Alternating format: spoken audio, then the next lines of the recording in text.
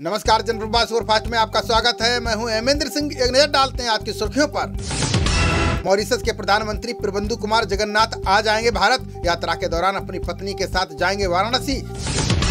दिल्ली के जहांगीरपुरी में हनुमान जन्मोत्सव के दौरान शोभा यात्रा पर पथराव, पुलिसकर्मियों समेत कई लोग घायल, 10 उपद्रवी गिरफ्तार।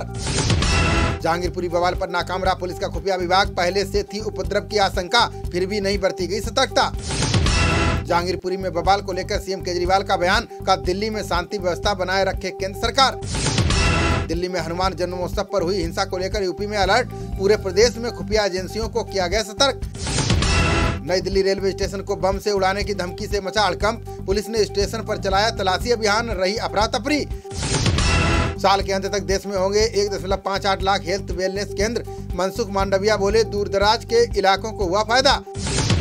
भारत ने रूस से 48 Mi-17B5 हेलीकॉप्टर का सौदा किया रद्द, अब देश में बने हेलीकॉप्टर का इस्तेमाल करेगी वायुसेना।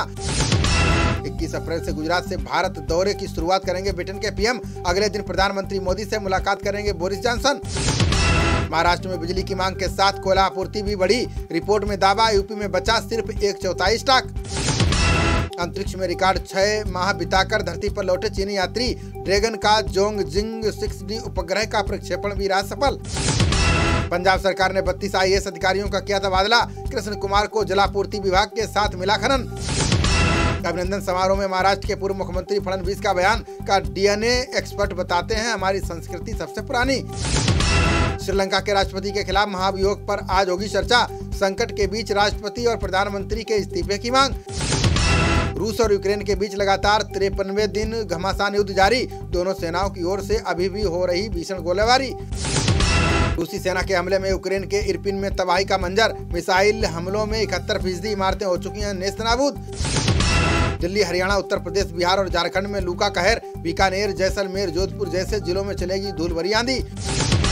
सांभवी पीठाधीश्वर स्वामी आनंद स्वरूप ने सीएम धामी को लिखी चिट्ठी, चारों धामों में गैर हिंदुओं के प्रवेश पर प्रतिबंध लगाने की उठाई मांग।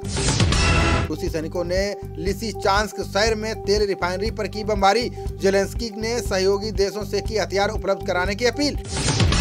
देश में बीते 24 घंटों में कोरोना के आए 1150 नए मामले, इस दौरान 4 संक्रमित मरीजों की चली गई जान। देश में एक्टिव मामलों की संख्या घटकर हुई 11,558, वहीं अभी तक 5,21,751 लोगों की जा चुकी है जान। लोकसभा अध्यक्ष ने लोगों से की देश के विकास में योगदान की अपील, बोले स्वतंत्रता के 100 साल पूरे होने पर भारत को बनाएं विश्व का नेता। अब नमो ऐप पर लगेगी प्रधानमंत्री मोदी की मास्टर क्लास, छात्रों को परीक्षा पर चर्चा कार्यक्रम के सवालों के मिलेंगे जवाब। दंगाइयों से नुकसान की भरपाई करेगी मध्य प्रदेश सरकार, शिवराज सीएम चौहान बोले किसी हाल में बख्शे नहीं जाएंगे दंगाई।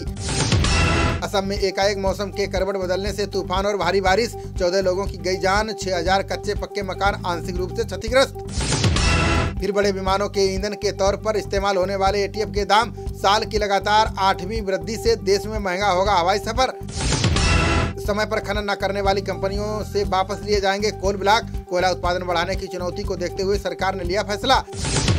गौतम बुद्ध नगर में 26 चालकों के ड्राइवर लाइसेंस निलंबित, विभाग ने तेज गति और गलत दिशा में वाहन चलाने पर की कार्रवाई। नोएडा पुलिस से हुई मुठभेड़ के दौरान 2 लुटेरों को लगी गोली, थाना फेज 2 पुलिस ने 2 शातिर बदमाशों को किया गिरफ्तार। कर्नाटक भाजपा प्रभारी अरुण सिंह ने मंत्री ईश्वरप्पा पर जताया भरोसा, बोले मुझे पूरा विश्वास है कि वे जांच में साबित होंगे निर्दोष। बंगाल में उपचुनाव में मिली जीत पर बोली ममता बनर्जी, का ये झूठी अफवाह फैलाने वालों के खिलाफ जनता की जीत। सीएम भूपेश बघेल ने खैरागढ़ उपचुनाव में जीत के बाद किया दावा, विधानसभा चुनाव 2023 में भी पूर्ण बहुमत की सरकार बनाएगी कांग्रेस। फडणवीस ने प्रत्याशी को मिली सहानुभूति को बताया हार का कारण, बोले उपचुनाव के नतीजों से संतुष्ट, तीनों दलों ने मिलकर भाजपा को हराया।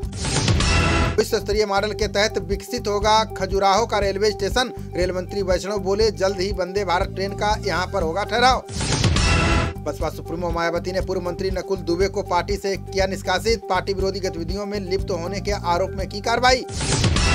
कश्मीरी पंडित की जान लेने वाले बिट्टा कराटे के मामले में टली सुनवाई, मुकदमा फिर से शुरू करने संबंधी याचिका पर 10 मई को होगी सुनवाई। रणनीतिकार प्रशांत किशोर ने कांग्रेस में शामिल होने की जताई इच्छा, बोले कांग्रेस को लगभग 370 लोकसभा सीटों पर देना चाहिए ध्यान।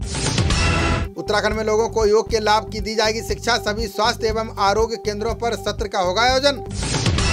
देश के कई हिस्सों में उपद्रव की घटनाओं पर गहलोत ने जताई चिंता। बोले देश में बन चुका है बेहद खतरनाक माहौल, देशवासी चिंतित। भाजपा सांसद सौमित्र खान ने बंगाल नेतृत्व पर उठाए सवाल। बोले बंगाल इकाई का नेतृत्व करने में सक्षम नहीं अनुभवहीन भाजपा नेता। बिहार उपचुनाव में भाजपा को मिली हार पर जीतन राम मांझी ने दी नसीहत। बोले उम्मीदवार के गलत चयन से एनडीए गठबंधन को हुआ नुकसान। पीयूष गोयल ने प्लास्टिक उद्योगों से की आयात कम करने की अपील। बोले 100 अरब डॉलर का उद्योग बनने की दिशा में करें प्रयास। झारखंड में पंचायत चुनाव के पहले दौर के लिए नामांकन प्रक्रिया शुरू। 21 जिलों के 72 प्रखंडों में चुनाव के लिए जारी हुई अधिसूचना। ओडिशा में बनेगा देश का पहला अंतर्राष्ट्रीय कौशल केंद्र। विदेशों में रोजगार के अवसर बढ़ाने के लिए युवाओं को मिलेगा प्रशिक्षण। सीएम भगवंत मान की घोषणा पर चरणजीत सिंह चन्नी ने उठाए सवाल। बोले मुफ्त बिजली के लिए जुलाई तक इंतजार क्यों करवा रही सरकार। दिसंबर तक त्रिपुरा के सभी ग्रामीण परिवारों को मिल जाएगी नल जल सुविधा। मंत्री सुशांत चौधरी बोले 3,82,475 परिवारों को मिल चुका है लाभ। आईपीएल के इतिहास में पहली बार शुरुआती 6 मैच हारी मुंबई। लखनऊ 18 रनों से जीता मुकाबला, राहुल ने ठोका शतक। लखनऊ सुपर जायंट्स ने 20 ओवर में 4 विकेट पर 199 रन बनाए। जवाब में 20 ओवर में 9 विकेट पर 181 रन ही बना सकी मुंबई। आईपीएल के दूसरे मुकाबले में बेंगलोर की 16 रनों से जीत दिल्ली को हराकर अंक तालिका में तीसरे स्थान पर पहुंची। पहले बल्लेबाजी करते हुए आरसीबी ने 5 विकेट पर 189 रन बनाए। जवाब में 7 विकेट पर 173 रन ही बना सकी दिल्ली की टीम। खबरों का सिलसिला जारी रहेगा, देखते रहिए जनप्रवाद। नमस्कार।